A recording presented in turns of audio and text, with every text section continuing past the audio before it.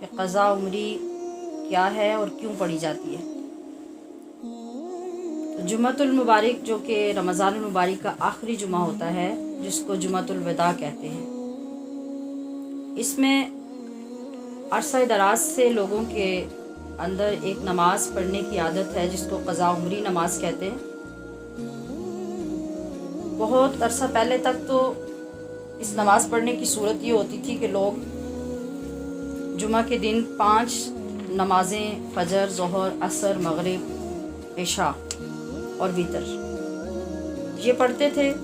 اور اس کو قضا عمری کا نام دیتے تھے۔ پھر علماء نے تحقیق کے بعد جب لوگوں کے اندر یہ عادت دیکھی، انہوں نے اصلاح کی اور بتایا کہ یہ ایسے نہیں پڑھی جاتی بلکہ اس کے لیے نوافل ہوتے ہیں، قضا عمری نوافل، اور یہ اس جمعے کو پڑھے جاتے ہیں۔ ابھی تک بھی اس حوالے سے لوگوں کے اندر معلومات درست نہیں ہیں، خاص طور پہ جو ہماری خواتین ہیں وہ تو ہر علاقے میں ایک الگ انداز سے نماز ادا کرتی ہیں۔ اس کو بہت اچھے سے توجہ سے سماعت فرما لیں اور ذہن نشین بھی کر لیں کہ یہ قضا عمری کیا ہے، کیوں پڑھنی ہے۔ اس کے لیے ہم حضرت مفتی احمد یار خان نعیمی رحمۃ اللہ علیہ کی مشہور عالم کتاب جاء الحق سے ریفرنس پیش کرتے ہیں۔ آپ لکھتے ہیں کہ بعض جگہ پہ مسلمان جمعۃ الوداع کو کچھ نوافل قضا عمری کے نام سے ادا کرتے ہیں۔ کچھ لوگ تو ان کو بدعت کہہ کے لوگوں کو روکنے کی کوشش میں ہوتے ہیں، اور کچھ لوگ جو ہیں وہ ہر حال میں اس کو پڑھنا چاہتے ہیں۔ تو یہ دونوں چیزیں درست نہیں ہیں، اس لیے کہ نماز ہے اور نفل ہیں، اگر لوگ پڑھتے ہیں تو اس میں روکنا گناہ کی بات ہے، جیسا کہ قرآن کریم میں ارشاد ہوتا ہے اَرَأَيْتَ الَّذِي يَنْهَىٰ عَبْدًا إِذَا صَلَّىٰ۔ تو نفل عبادت ہے، اگر لوگ کرتے ہیں تو اس میں کوئی حرج نہیں ہے، انہیں کرنے دی جائے۔ دوسری بات یہ ہے کہ لوگ یہ سمجھتے ہیں کہ قضا عمری اس لیے پڑھنی ہے کہ جب ہم یہ پڑھ لیں گے تو ہم نے جو کچھ بھی پیچھے چھوڑا ہوا ہے، سال ہا سال اور پوری زندگی کی نمازیں، وہ سب معاف ہو جائیں گی۔ تو ان دونوں کے درمیان جو راستہ ہے، جو درست بات ہے، وہ کیا ہے؟ اسے تفسیر روح البیان میں سورہ انعام کی آیت کریمہ وَلِتَسْتَبِينَ سَبِيلُ الْمُجْرِمِينَ کے تحت ایک حدیث پاک نقل کی گئی ہے جو اس نماز کی اصل ہے۔ فرمایا گیا ہے کہ اَيُّمَا عَبْدٍ أَوْ أَمَةٍ تَرَكَ صَلَاتَهُ فِي جَهَالَةٍ، جو عورت یا مرد نادانی سے اپنی نماز چھوڑ بیٹھے، لو تابا و ندم علی ترکیہا، پھر وہ توبہ کر لے اور نماز چھوڑنے پر شرمندہ ہو جائے، فلیصلی یوم الجمعۃ بین الظہر والعصر، پھر وہ جمعہ کے دن ظہر و عصر کی نماز کے درمیان اثنتئی عشرۃ رکعہ 12 رکعت نماز ادا کرے، یقرأ فی کل منہا الفاتحہ وآیت الکرسی والاخلاص والمعوذتین مرہ۔ سورہ فاتحہ کے بعد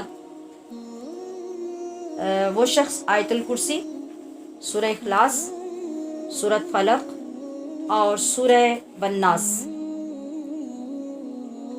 یہ پڑھ کے اپنی نماز مکمل کرے تو لا یحاسبہ اللہ تعالی یوم القیامہ، تو اللہ کریم ان نمازوں کا وہ حساب قیامت کے دن اس سے نہیں لے گا۔ اس کا کیا مطلب ہوا کہ جس وقت انسان اپنی نمازیں چھوڑ بیٹھتا ہے، قضا کر لیتا ہے، جہالت کی وجہ سے، نادانی کی وجہ سے، کاہلی کی وجہ سے، اب ضابطہ یہ ہے کہ جو فرض اور واجب و عبادت ہے اس کو قضا کیا جائے۔ تو چونکہ وہ عبادت اپنے وقت معین پر نہیں ادا ہوئی، بے شک بعد میں اس کی گنتی پوری کر لی گئی،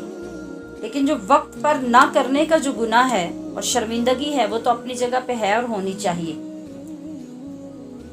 اب علماء کرام نے یہ فرمایا کہ جب ایک انسان اپنے مکمل حساب کے ساتھ اپنی پیچھے والی نمازیں ادا کر لے، ان کی تعداد پوری ہو جائے، سب قضا ہو جائیں، تو اس کے بعد اب وہ جو اس کو چھوڑنے کی شرمندگی تھی اور بے وقت نماز کو جو پورا کرنا تھا، اس ندامت کی وجہ سے اب جمعۃ الوداع کے دن ظہر اور عصر کی نماز کے درمیان وہ 12 رکعت نماز ادا کرے، 4 4 اور پھر 4، اور یہ نوافل ادا کر کے اس طریقے سے، جیسا کہ میں نے ابھی عرض کیا، کہ ہر رکعت میں پہلے سورہ فاتحہ پڑھے، اس کے بعد ایک مرتبہ آیت الکرسی، پھر سورۃ اخلاص یعنی قل هو اللہ احد، پھر سورۃ فلق یعنی قل اعوذ برب الفلق، اور پھر سورۃ والناس یعنی قل اعوذ برب الناس۔ ان کو ایک ایک بار پڑھے اور اس طرح سے 12 نفل پڑھے۔ پڑھنے کے بعد اللہ کی بارگاہ میں عرض کرے، توبہ کرے، شرمندگی کا اظہار کرے اور معافی مانگے۔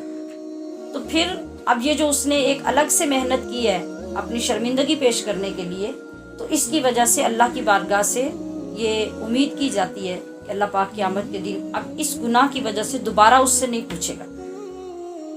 لیکن اس کا یہ قطعی مطلب نہیں ہے کہ ہم نماز قضا تو نہیں کریں اور پھر ہم اس انتظار میں رہیں کہ جمعۃ الوداع کب آئے گا،